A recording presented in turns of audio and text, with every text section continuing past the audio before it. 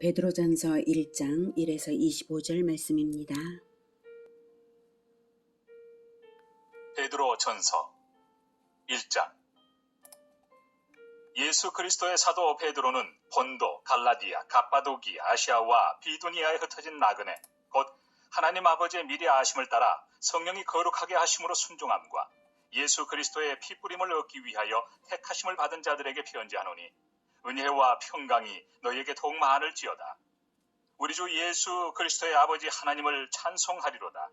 그의 많으신 긍휼대로 예수 그리스도를 죽은 자 가운데서 부활하게 하심으로 말미암아 우리를 거듭나게 하사 산 소망이 있게 하시며 썩지 않고 더럽지 않고 쇠하지 아니하는 유업을 있게 하시나니 곧 너희를 위하여 하늘에 간직하신 것이라.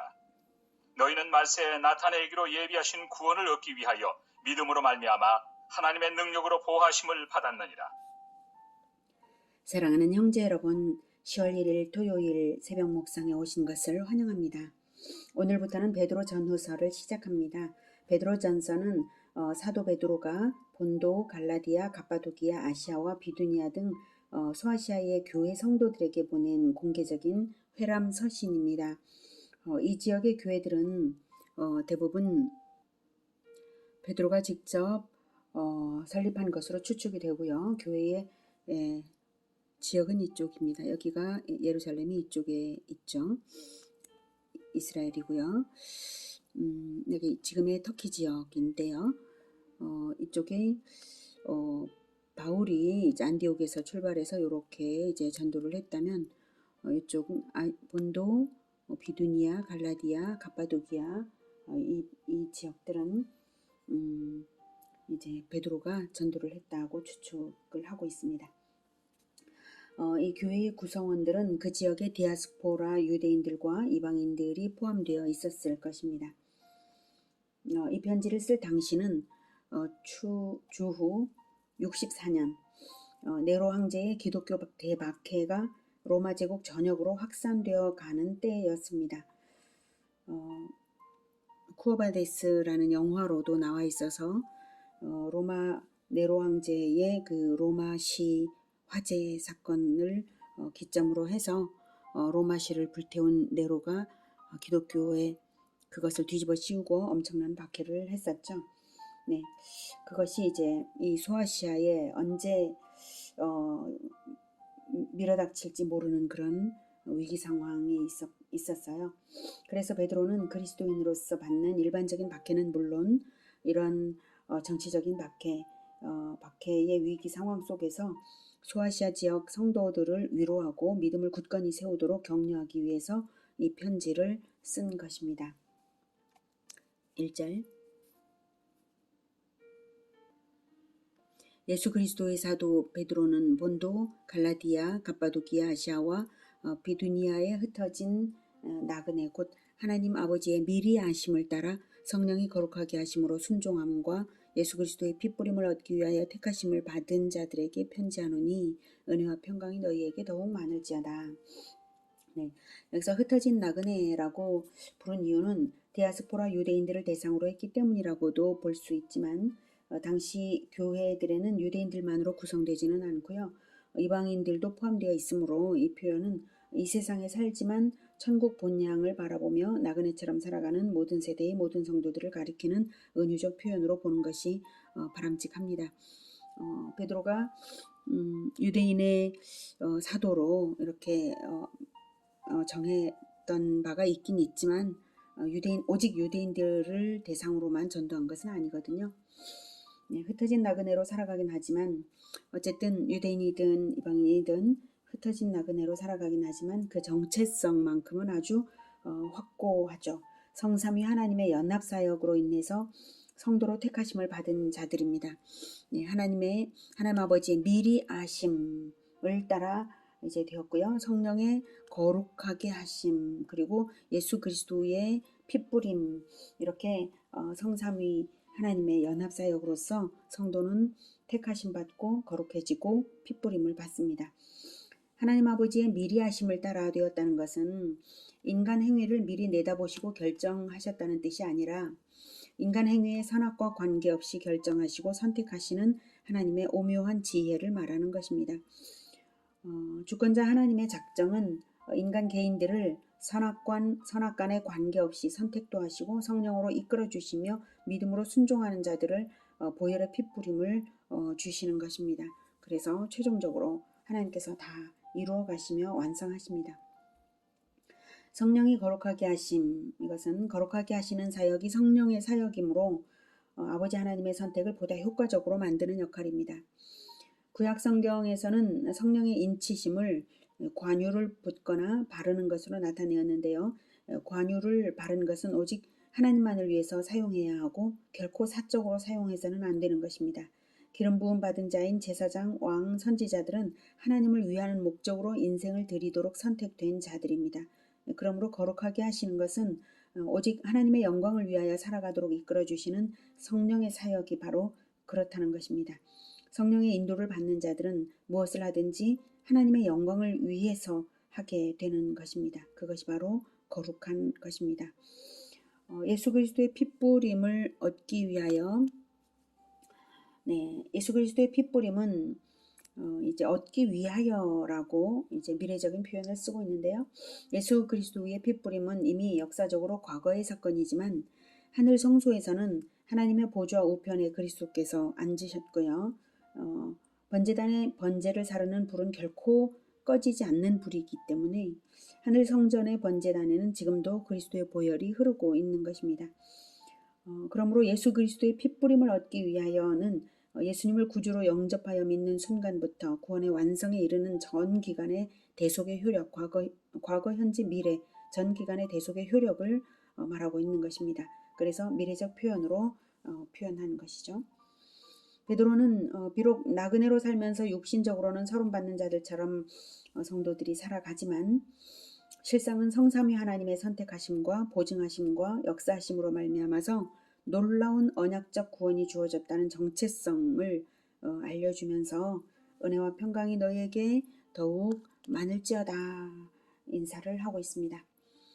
자, 이제 3절부터 본론인데요. 가장 먼저 찬송으로 시작을 합니다. 3절 우리 주 예수 그리스도의 아버지 하나님을 찬송하리로다. 그의 많으신 긍휼대로 예수 그리스도를 죽은 자 가운데서 부활하게 하심으로 말미암아 우리를 거듭나게 하사 산소망이 있게 하시며 우리 주 예수 그리스도의 아버지 하나님을 찬송해야 하는 이유는 첫째로 예수 그리스도의 부활하심으로 말미암아 그를 믿는 모든 성도들은 장차 부활하는 소망이 있다는 것입니다. 그리고 그 소망이 바로 4절 썩지 않고 더럽지 않고 쇠하지 아니하는 유업을 잊게 하시나니 곧 너희를 위하여 하늘에 간직하신 것이라. 그래서 장차 이제 부활해서 장차 천국 기업을 얻는 산소망을 가지게 되었기 때문에 아버지 하나님을 찬송하는 것이 합당한 것이죠. 또한 또 보호하시기 때문입니다. 5절 너희는 말세에 나타내기로 예비하신 구원을 얻기 위하여 믿음으로 말미암아 하나님의 능력으로 보호하심을 받았느니라. 이렇게 그 소망을 이루시기까지 하나님의 능력으로 성도들을 보호하시기 때문에 우리 주 예수 그리스도의 아버지 하나님을 찬송해야 합당한 것입니다. 이것이 얼마나 놀라운 하나님의 긍휼인지요. 죄로 죽은 우리를 살리시기 위해서 아들의 죽음과 부활을 먼저 시행하셨습니다. 그래서 믿는 우리는 예수 그리스도와 동일한 부활이 보장된 믿음의 길을 가고 있는 것입니다. 믿음이 지켜지기만 한다면 말입니다. 우리가 바라는 부활은 몸의 부활만이 아니라 썩지 않고 더럽지 않고 쇠하지 아니하는 유업을 잊게 하시는 부활이고 그 기업은 믿는 우리를 위하여 하늘에 간직하신 것입니다. 그러므로 말세에 나타내기로 예비하신 구원을 최종적으로 얻도록 믿음을 지켜야 하겠습니다. 우리는 연약하지만 다행히도 하나님의 능력으로 보호하심이 있습니다. 그래서 하나님을 의지하면 다 됩니다.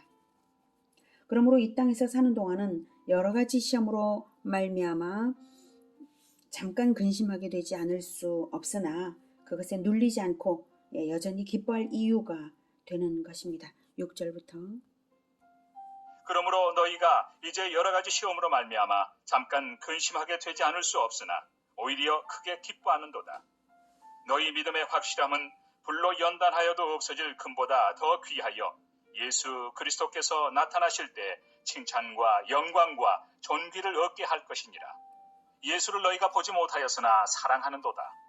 이제도 보지 못하나 믿고 말할 수 없는 영광스러운 즐거움으로 기뻐하니 믿음의 결국 곧 영혼의 구원을 받음이라. 여러 가지 시험에 대하여 여전히 기뻐할 수 있습니다. 네, 근데 여전히 기뻐할 수는 있다 해도 오히려 크게 기뻐하는도다 하는데요. 오히려 크게 기뻐할 이유는 또 무엇인가 하면 믿음의 확실함으로 지켜지면 그리스도께서 나타나실 때의 칭찬과 영광과 존귀를 얻게 되기 때문입니다. 그래서 여러 가지 시험을 당한 자가 더욱 그러하기 때문에 오히려 기뻐한다. 너희들이 오히려 기뻐하는구나 이렇게 칭찬하고 있습니다.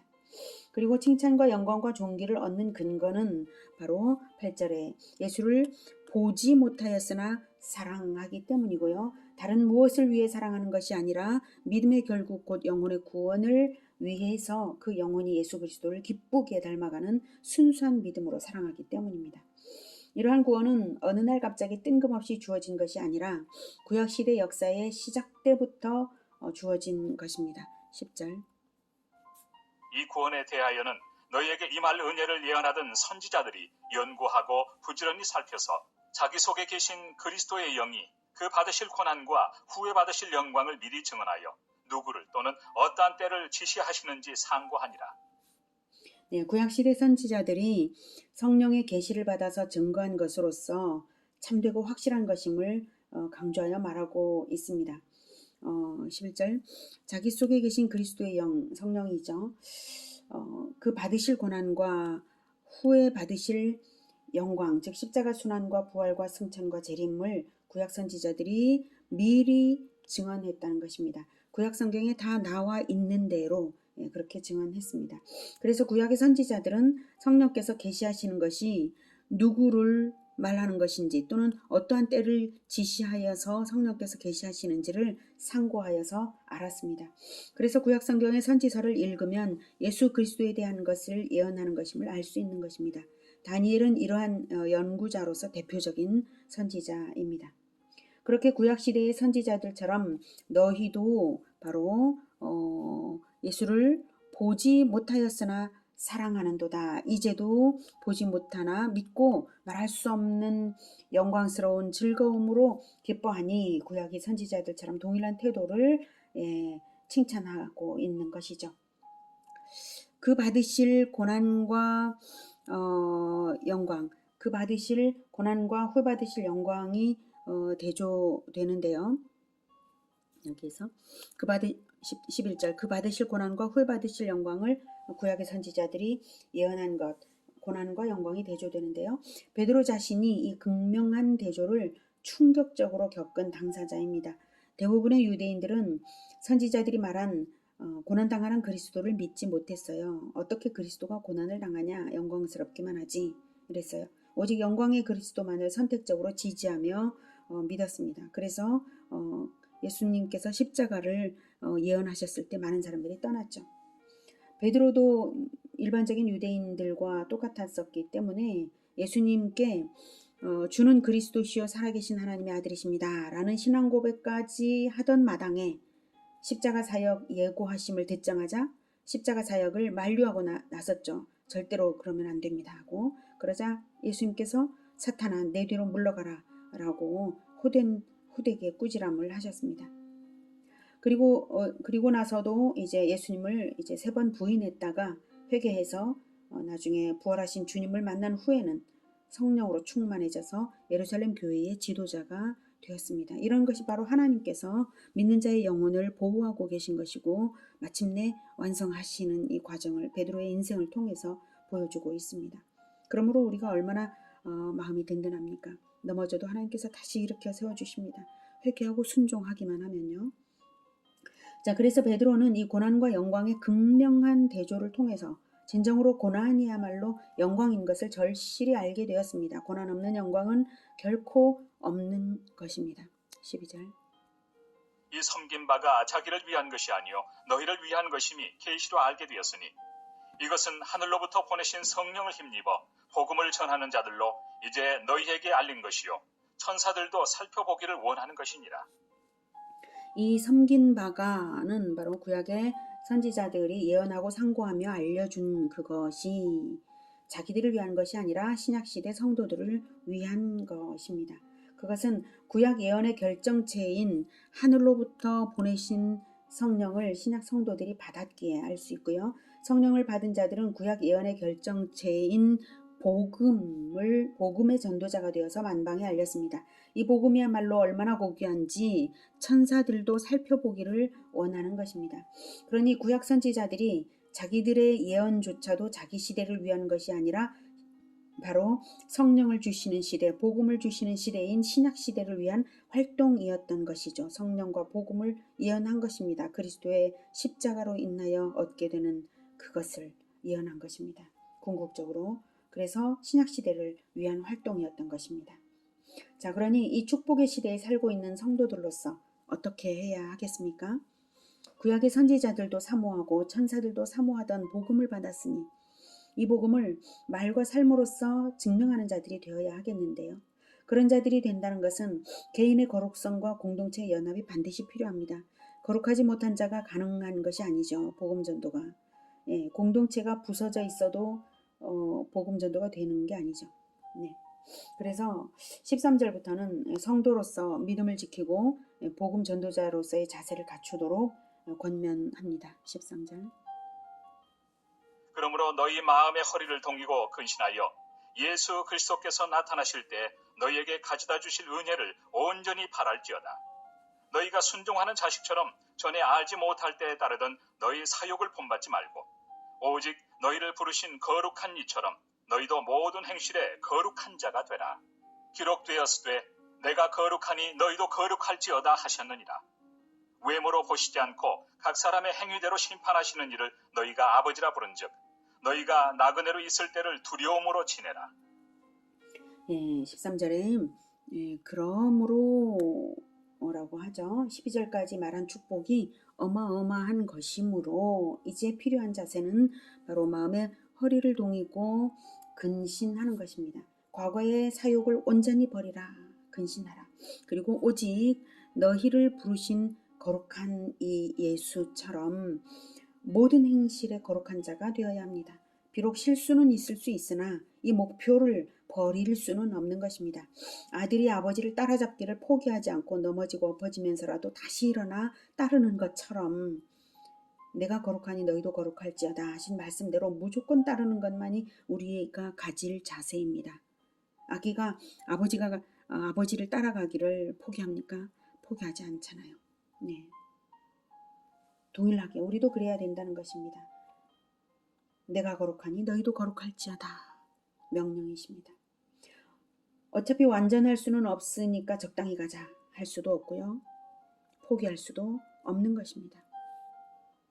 17절 외모로 보시지 않고 각 사람의 행위대로 심판하시는 이를 너희가 아버지라 부른즉 너희가 나그네로 있을 때를 두려움으로 지내라. 네. 하나님은 분명히 믿음을 보시고 구원하시지만 믿음을 보시고 내 아들이다 이렇게 인정을 하시며 구원하시지만 심판의 판단 기준은 엄연히 행위입니다. 그 행위가 하나님 아버지와 닮지 않았다면 아버지 아들이라고 할 수가 없는 것이죠. 각 사람의 행위대로 심판하십니다. 믿음이 있다면 반드시 태도에 반영되고 행위로 나타나 증거가 되는 것입니다. 18절 너희가 알거니와 너희 조상이 물려준 헛된 행실에서 대속함을 받은 것은 은이나 금같이 없어질 것으로 된 것이 아니요 오직 흠없고 점없는 어린 양 같은 그리스도의 보배로운 피로 된 것이니라. 없어지지 않는 영원하신 분의 생명으로 흠없고 점없는 어린 양 같은 그리스도의 보배로운 피로 된 대속을 받았는데도 금이나 은 정도로 값주고 산 것처럼 우리의 구원을 가볍게 여긴다면 안 될 일입니다. 금이나 은을 주고 산 것조차도 함부로 쓰레기통에 버리는 사람은 없을 것입니다. 하나님께서 우리의 대속을 위해 내어주신 자기 아들이 얼마나 귀하신 분인지 이미 창세전부터 영계에서 알려지신 분입니다. 20절 그는 창세전부터 미리 알린 바 되시니나 이 말세에 너희를 위하여 나타내신 바 되었으니 너희는 그를 죽은 자 가운데서 살리시고 영광을 주신 하나님을 그리스도로 말미암아 믿는 자니 너희 믿음과 소망이 하나님께 있게 하셨느니라. 이렇게 하나님께서 그 귀하신 아들을 주시는 이유는 그래서 우리가 믿을 수 있는 거죠. 하나님을 그 정도로 하셨고, 그래서 우리가 소망이 있는 것이죠. 예, 우리를 하나님께서 결코 버리시지 않겠구나, 이게 믿어지는 거예요. 믿음과 소망이 하나님께 있게 하셨습니다. 이렇게 하나님께서 작정도 하시고 하나님께서 이루어 가시는 구원의 일이고, 또한 우리는 하나님의 아들을 믿는 자들이므로 하나님은 우리의 믿음도 우리의 소망도 오직 하나님께 있게 하심으로써 우리의 구원을 아버지로서 붙잡고 계신 것입니다. 그러니 17절에서 말씀하신 것처럼 외모로 보시지 않고 각 사람의 행위대로 심판하시는 이를 너희가 아버지로 부른즉, 아버지를 따르라는 거죠. 너희가 나그네로 있을 때를 두려움으로 지내면서 내가 거룩하니 너희도 거룩할지어다 하신 말씀대로 거룩해야 하겠습니다. 그래서 말씀을 순종하며 언약의 성취를 향해서 나아가야 하겠습니다. 그 순종 행위의 핵심은 바로 형제 사랑이라고 22절부터 알려줍니다. 너희가 진리를 순종함으로 너희 영혼을 깨끗하게 하여 거짓이 없이 형제를 사랑하기에 이르렀으니 마음으로 뜨겁게 서로 사랑하라. 너희가 거듭난 것은 썩어질 씨로 된 것이 아니요 썩지 아니할 씨로 된 것이니 살아있고 항상 있는 하나님의 말씀으로 되었느니라. 하나님의 말씀은 썩지 아니할 씨입니다. 살아있고 항상 있는 하나님의 말씀이 우리의 행실과 말로 늘 살아있어야 진정 썩지 아니할 씨가 싹이 돋고 자라나는 것이죠. 썩지 아니할 씨를 받았으니까 그 말씀대로 생명나무로 자라나서 그리스도의 열매를 맺고 다시 씨로 뿌려져야 하겠습니다. 그것이 순종함으로 너희 영혼을 깨끗하게 하여 거짓이 없이 형제를 사랑하는 것입니다. 이것이 씨앗처럼 뿌려지는 그 행위입니다. 사랑의 수고로서 형제의 영혼에 썩지 아니할 씨가 자라나게 하고, 그럼으로써 나 역시 자라나는 것입니다. 24절. 그러므로 모든 육체는 풀과 같고 그 모든 영광은 풀의 꽃과 같으니 풀은 마르고 꽃은 떨어지되 오직 주의 말씀은 세세토록 있도다 하였으니 너희에게 전한 복음이 곧 이 말씀이니라. 네, 우리의 육체는, 우리의 인생은 그리스도의 말씀, 영원한 말씀이 없으면 풀과 같습니다. 풀은 마르고 꽃은 떨어지는 것처럼 금방 지나버리고 영영 헛된 것이 되고 말죠.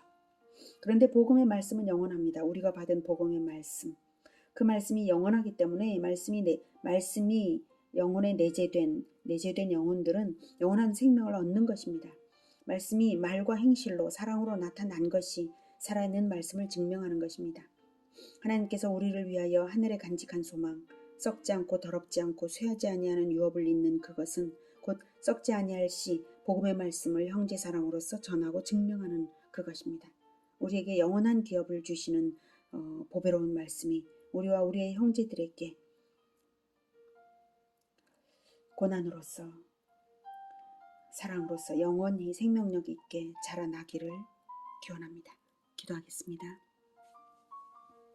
하나님, 우리에게 썩지 않고 더럽지 않고 쇠하지 아니하는 유업을 주시는 것 너무나 감사합니다. 이것이 오직 사랑으로 고난을 감당하며 뜨거운 형제 사랑으로서만 씨앗이 뿌려지고 자라나서 얻는 것이며 나의 믿음이 증명되는 것인 줄을 다시 한번 느끼게 하시니 감사합니다. 하나님, 우리가 그렇게 행하겠습니다. 썩지 아니할 씨 하나님의 말씀을 늘 받고 늘 심으며 주님께서 마침내 주실 그 영원한 기업을 바라며 흔들리지 않고 나아가겠습니다. 주님, 우리를 도와주시옵소서. 예수님의 이름으로 기도드립니다. 아멘. 이어지는 시간은 개인 기도 시간입니다.